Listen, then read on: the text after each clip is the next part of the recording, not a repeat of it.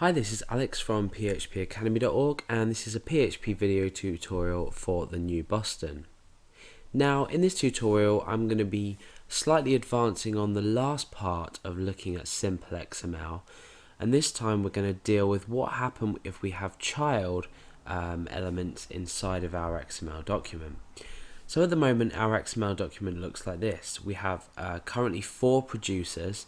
However, what happens if we want to add some further information about these producers? And I don't mean further information about credentials like their name or their age. And let's just delete these 2 so we can keep an eye on what's going on here. So inside each producer, I want to specify a show that they've both produced. So for example here, I'm going to say show, and I'm going to end show. Now I'm going to provide some details about this show. So show name, a show, and let's say show date, and then let's give a date. So let's say 12th December 2010, for example. Okay, so now let's copy and paste this and put in another show. So show name, another show, and let's change this to the 4th of July 2009. Okay, so now Alex has produced 2 shows with these credentials in here. So we've got show name and show date, but we've also maintained specific information about our producer. So we're coming into sort of a database like structure where we've got the name and the age of our producer, then we've got 2 different shows that they've produced. So not only are we accessing each producer, but we're now accessing data about each show that they've produced. Let's just add one for Billy so we can use that as an example. So inside here we want, let's just line these up, show name, better show, and let's change the date to 2007, keep it at July, and we'll just change this to the 25th, for example. Okay, so now let's go back to our index.php page. So we've already established that we've got a for each language construct which is looping through each producer as a producer. Now what we can do is we can echo out these producers' names by using this structure. So we've established that we can do that. We can put a line break. So let's go back to our page and refresh, and you can see that we've got Alex and then a line break and Billy. So we've produced the names of our producers. Now what we can even do is incorporate the age. So let's create some brackets here, and then inside the brackets I want to put their age. So producer age.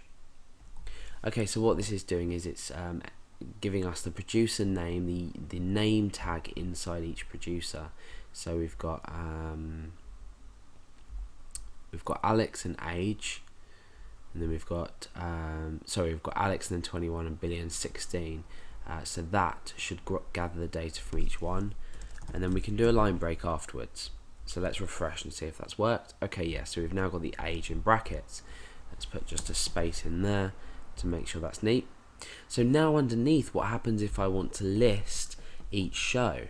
Now you might think that we could just say echo producer, let's go back to our XML document, see what we've got.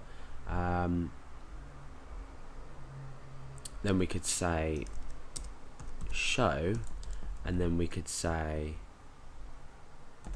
show name. Well, absolutely, let's refresh and you can see a show under Alex. However, what this has done is it's, let's put a line break so we can see what we're doing properly. However, we're only showing one show for Alex and one show for Billy. Now Billy does have one show, that's correct.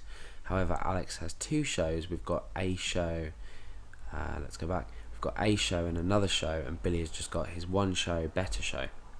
So what do we do in this case? Well, all we need to do is we need to create another for each statement inside here, but this time what we do is we say for each producer, and then we say for each producer show, no, what's it called?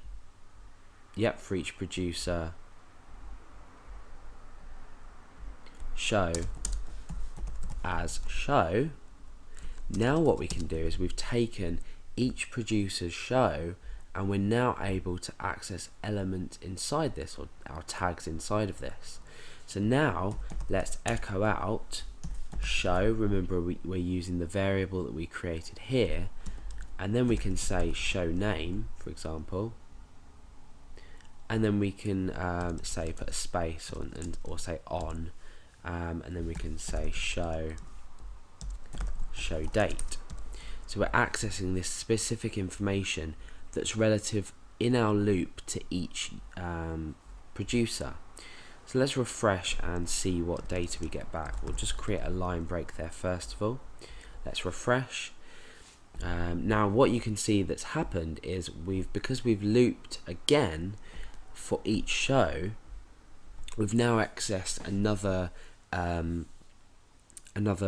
tier, or another how can I explain, another dimension of our XML structure. So now what we've done is we've been able to return specific data on every show that this specific producer has produced, and therefore Billy only has one, because that's he's only produced one show.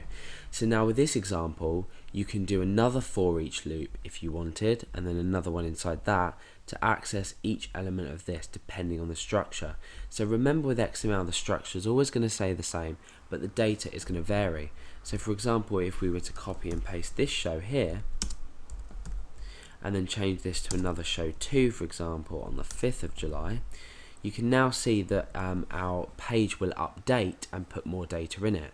So the structures remain the same, and as long as we adhere to the structure and exactly the same tag names, then our data is going to be updated, even if we're using multi-level data.